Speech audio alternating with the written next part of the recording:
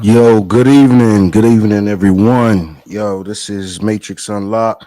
This is Shah the 90 the Reaper, and I'm doing a part two to the We Were Already Here.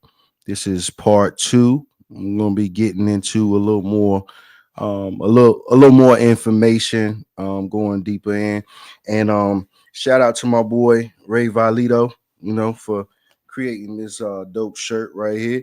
You know what I'm saying? So I got that on, advertising for my peoples.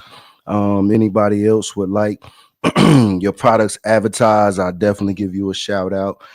Just hit me up on IG. Uh I'm the 93 on IG as well as Harris 1017. So yeah, let's get into it. You know, like I said on the last video, we were already here, and I'm coming back with some more bangers, some more information to share with the people to let you know that you guys are, you know, you are from this land. This is not only your birthright, but it's your blood right. So just stay tuned. I got some good stuff I'm gonna be sharing with y'all. I'm gonna get into the certain areas and regions of the southeast because the southeast is a very important part. The southeast of the United States of America is a very important part um, of the tribes that were in this area, as far as native tribes and American indigenous tribes. So I'm gonna just say, as far as pre-colonial, right in that area where they give credit to Christopher Columbus discovering America. Um, there were two groups of people that were here, um, and the the modern day well known, and I guess you would say the people that's accepted as the Native Americans are the the Native Americans that are on the reservations. You know, as far as history goes, those particular natives were here as well as the melanated natives, who were also at the time, considered the indigenous people on the land. But those two people actually, both resided in the Americas. Now, the the groups or the groups that are on reservations now, a lot of those natives, their DNA traces it traced back to Asia, um, Siberia, the Siberia area. A lot of their DNA traced back to, uh, like I said, that northern Siberian area of Asia. So, with that being said, those particular individuals or groups of individuals migrated across the Bering Strait. Um, I think the land may have been called Baranga or something like that. And this was hundreds of years ago as well. Maybe some people say or go back as far as maybe 1,000 years.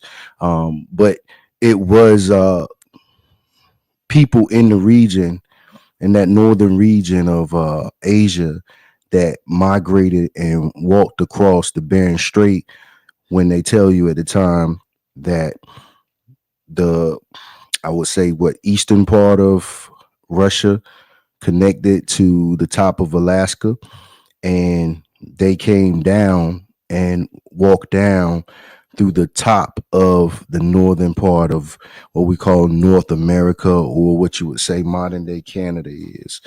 Those people migrated down all the way into the what some people describe as the Southwest. Some people migrated as far over towards the east as North Dakota. So those people were on the land, um, when Columbus arrived as well. The thing is, the people that was here before those people who actually habitated the land were darker melanated individuals that we refer to as black individuals. And after the Spaniards came over and colonized, and along with Great Britain and what you had France as well. The names of the people started to change. You know what I'm saying? That you start hearing words like Negro being referred to or used loosely in those terms as far as describing the people of the land. But some of the things I wanted to touch on was basically tonight I wanted to go over um, some characters that were, around in the early 1900s. I want to speak on also the Mississippians. So that Mississippi area, uh, going all the way up as far as Minnesota down to New Orleans. So historically, you know, um, people have always gathered to veins, or what we would say is bodies of water. You know what I'm saying? And we have a major body of water that kind of separates the portion of America that we live in today, that we refer to as the United States, which is the corporation. So the portion that separates pretty much east and west, that Mississippi River, that great Mississippi River. So it was a lot of, you know, um, native people or cultures that set up along the Mississippi, because that was one of the main areas of trade. You could transport goods from the southern region of America, where you have what we call the Gulf of Mexico as of right now, all the way going all the way up as far as St. Louis. Oh well, before we get to St. Louis, don't forget Memphis, Memphis, St. Louis, um, Minneapolis, all of those regions, and along those regions they have thousands of mounds. Um, some people say mounds, some people say pyramids. Pretty much they're interchangeable. The only thing is the mounds actually predate the pyramids in Egypt. So that's the tricky part. The mounds are not as I would say they have like a different shape. They're more like hills. I don't know if you guys get out travel a lot, but if you ever are traveling, you'll see mounds off in the distance. You got several towns. I think there's one in Texas called Round Rock Mound, and I think it's mounds out there. You got several mounds in Ohio. You have mounds in just going up along the Mississippi. The Mississippi area was a prominent area. It was sort of like what the Nile is to Egypt, you know. And I've read over different articles where some people even believe some parts of the Mississippi was actually carved out to kind of like promote the trade, or make it easier path. I don't know if you guys ever flew into like the New Orleans area, but if you ever fly in New Orleans, when you're looking out your window, look at how the river kind of winds. It kind of does like a snake wind, and a lot of times, according to what we've been taught, is the river kind of carved out itself and whatnot. But it is people that have theories, and I've heard those theories broken down. I'm not going to get into them right now because I don't have the actual manuals that with these people describing how a large portion of the Mississippi is man-made and was carved out by those people that occupied that space at the time. So shout out to all my peoples. If you from Mississippi, you from a rich, historically rich place. Um, you guys may not even know, but most people that migrated to those major cities like Chicago, um, Detroit, a lot of those people come from the Mississippi area. You had people that have a lot of relatives back in the Mississippi area, and that it goes to show you that the Mississippi people were that those people in that area um, come from a strong cultural background. Just looking at some of the individuals that may have came out of Chicago area, Memphis area, and different areas that has a lot of culture to it. So before I get into the Mississippi thing, I want to talk about Walter Plecker. How many of you guys out there have actually heard of Walter Plecker? Now this guy was a character, man. Walter Plecker. He was sort of like a person that was heavy into you know, passing laws or acts, and things of that nature. But I'm gonna just share with you guys one of the articles that I have on Walter Plecker. But this is gonna get real good because this is pretty much the breakdown of how a lot of our history was changed up and it was stolen from us. So you guys just bear with me. Mm, I'm gonna share this article with you guys. Let me see. While you're waiting on that, so Walter Plecker basically was someone who let's see, he was someone who basically wrote or wrote out a different, acts and laws that kind of uh forbid people that we refer to as black people in America. Um, it kind of forbid us to actually identify as native or indigenous. I have to be careful when I use the words because it can create some confusion simply because when you hear the word Native American, you automatically think about the people that occupy a lot of the reservations and a lot of people that have that mongoloid trait or mongoloid features. So let's see. I got it right here. All right. So let's see. Share. I'm gonna add this article here. All right. So this article, hope you guys are able to see this article. If I blow it up, let's put it right here.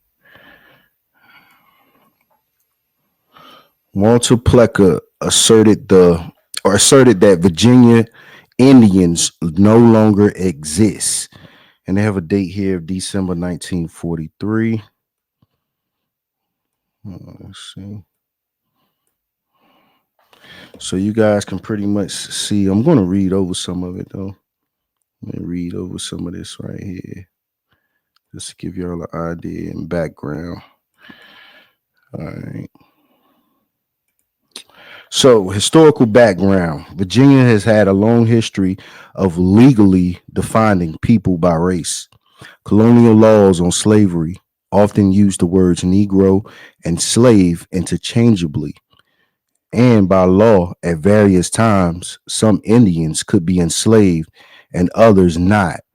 An 1866 law decreed that every person having 1/4 or more of what quote unquote African American blood was deemed to be a colored person, and everyone not a colored person having 1/4 or more Indian blood was deemed to be an Indian.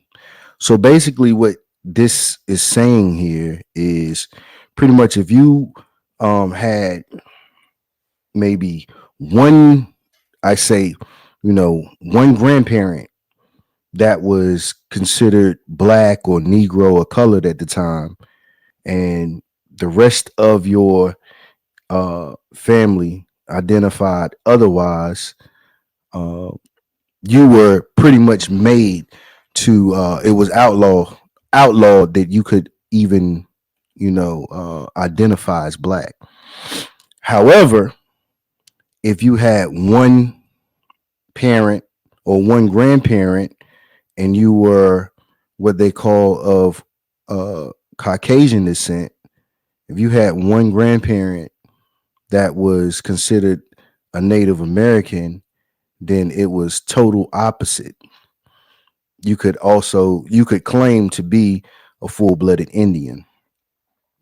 Okay, so let's continue on. On March 20th, 1924, Virginia passed the act to preserve racial integrity, which was defined as colored, all persons having any discoverable non-white ancestry, and therefore subjecting all persons of mixed race ancestry to the racial segregation laws and laws against interracial marriage.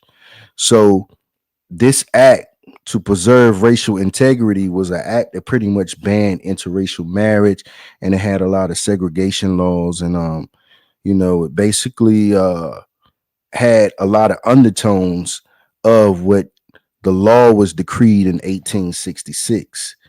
And Walter Plecker pretty much made it illegal for any black person in that time to claim your tribe, identify with your tribe. You had to be colored. You had to be Negro. You could not say in public, or if you had to go downtown or anything like that, you could not claim that you were Cherokee. You could not claim you were Creek, Muskogee, Chickasaw, Blackfoot. You couldn't claim none of that. So the thing is, a lot of us had elders in our family, maybe our grandparents, um, that would tell you that they were Native American. What people identify as Native American these days are pretty much like what you've seen in the Lone Ranger, Tonto, the movies, those Western movies. But you had dark skinned people, the elders in your family, tell you that they was Cherokee Indian for the most part, or Blackfoot, or one of those tribes that, what I'm saying, that pretty much it was outlawed. Seminole. It's so many tribes, but yeah, I mean, black people, it was against the law for what we know as black people to identify as Native American. So that was one part of the paper genocide to our people, where we had to identify and classify ourselves as Negro. So I'm going to share with you guys another interesting clip, but that was one of the first that I wanted to show, that it just to get you to understand that the reason why a lot of people in your family may have, went away in the back, like say for instance back in the 50s and 60s and 70s, a lot of your elder family members would tell the young kids that, and they would just laugh it off because they what I'm saying, grandma, grandpa, they always say that, what I'm saying, we black, what I'm saying. And at the time it was a huge wave of embracing, what I'm saying, the idea of being from Africa, with so much media and material being put out to have us identify as African, you know what I'm saying, or African American or Afro American. Um, but at the end of the day, these are all terms and labels. You know, people people identify a code switch. That's quite common in this day and time. So yeah, I'm gonna go ahead and I'm gonna also share with you guys a clip. And this clip is about the Mississippian culture. I wanted to get into that. You know, the people that lived along our Nile River. Um, so let's get into it. Mm-mm.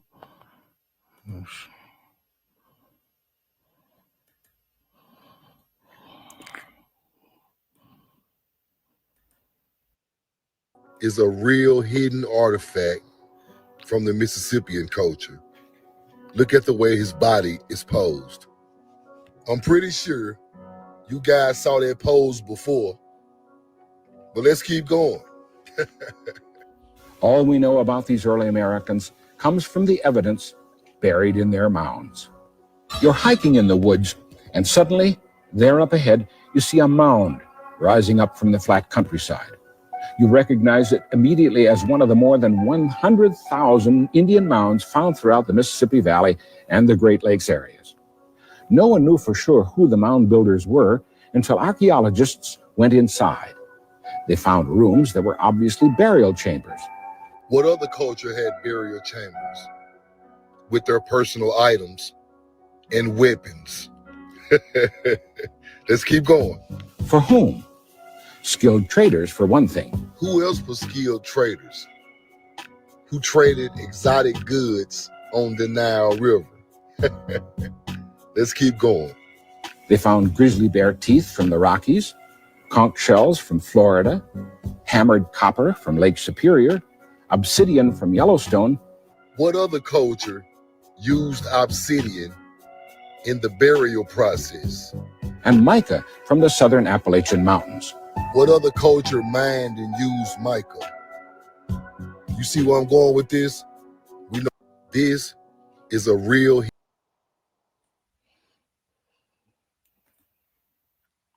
All right. So basically, what they was just going over and showing was an artifact that was extracted from one of the mounds and in the Mississippi area in that region. So yeah, you people you know from that area, Mississippi, even Alabama, Tennessee, Arkansas, um your ancestors, if you got ancestry that comes from that area, um I advise you to just dig into, you know, dig into doing dig into your family history, your family tree, you know what I'm saying? Because there's been a lot of tribal people that later came from that area. And I was speaking to someone in regards to that because a lot of the uh a lot of the tribal people um continue a lot of us continued our ways, you know what I'm saying, as far as being tribal leaders on the land, people that was actually set out to protect the communities and stuff of that nature. And they later turned to gangs that was being co-opted by COINTELPRO um individuals, you know, turned on each other, of course, by, you know, the hands of CIA and things of that nature. So, you know, just look into your ancestry. If you're from like Chicago, that Detroit area, um, just find out, you know, ask your grandma if you still are blessed enough to have your grandparents around. But yeah, man, the mounds is the mounds is definitely a very important part. I'm gonna show you guys this mound map that I was looking at. Let's see. See if I can show you guys this map here.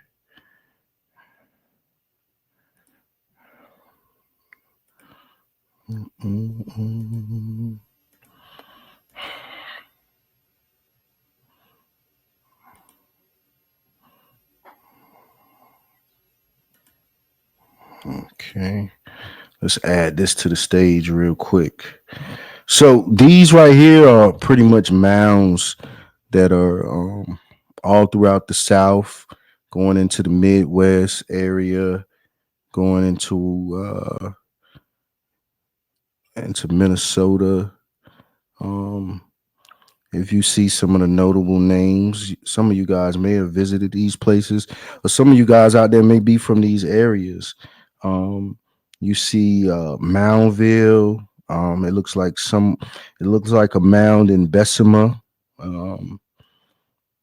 You got Holly Bluff, Shiloh, Florence, Mound Bottom, Fox Forum, Clay Mound. You know, all of these mounds have been here thousands and thousands of years. And you know, why wasn't it in the history books? You know what I'm saying?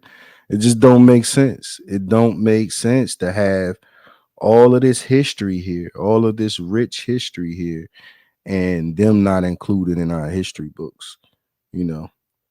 So I continue to tell people, make sure you do your, you know what I'm saying, your independent research, and make sure you you know, when you guys had those family reunions and stuff like that, you know, start talking about, you know what I'm saying, who your ancestors were, you know, find out, have those conversations, because nobody else is going to have these conversations but us. You know what I'm saying? Nobody is going to, you know, teach you, you know, the truth of who you are if it's going to empower you. And that's the main thing, you know, the truth. Truth comes to light, you know. The truth comes to light.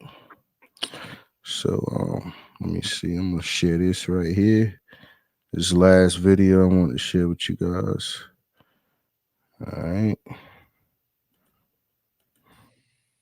So what they did, Native Americans would go to the Census Department, and the Europeans would say, "You're not Native, you black."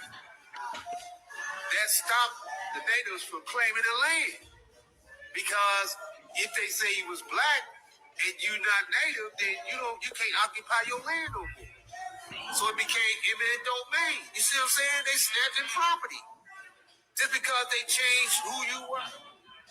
You know you was Native, but they said you didn't, and they took your land just like that. This happened in 1831, November the 1st. Trail of Tears. The Trail of Tears. Traditions, but they also incorporate other things into their regalia. The Indians who remained hid, or they lied about their race, if they could pass for Caucasian or if they could pass for black. They took on another ethnic identity. But when they did that, they lost their culture. They had to hide and pretend. So now, today, people get really upset and say, well, you're not really Indian. Well, yes, they are. They had to lie about who they were. They lost, for lack of a better word, their public identity.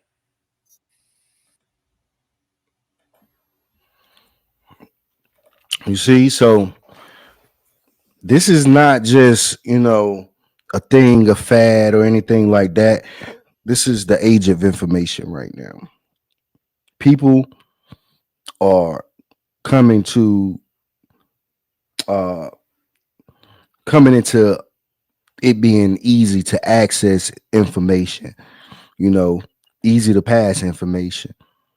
You have to have discernment though at the same time, and discernment is going to bless you with the gift to be able to determine what information is real, what information is not. Now, basically, like I was telling, or basically what I was saying the other day in part one was if you dig deep enough, you're gonna find your people all across the globe. So with that being said, I hope this information reaches the people that it need to reach. And always, like I say, like, share, and subscribe for more content. I'm going to keep coming out with stuff. I'm going to be doing. I got an interview. I guess I'm gonna have a C-level exec. I'm gonna be doing interviews with business owners, people that live, abroad. Just people trying to get they stuff out. You know what I'm saying? So this channel is going to continue to grow.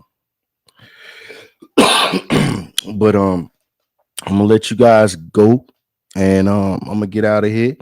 But yeah, continue to do your own research. If you want to look up those people, I did find it on the Virginia.gov site about the Walter Plecker Act. Look that up. Look up about the Mississippian mound culture. Those are some of the things you can look into. And everybody keep it 100, keep moving forward, and peace.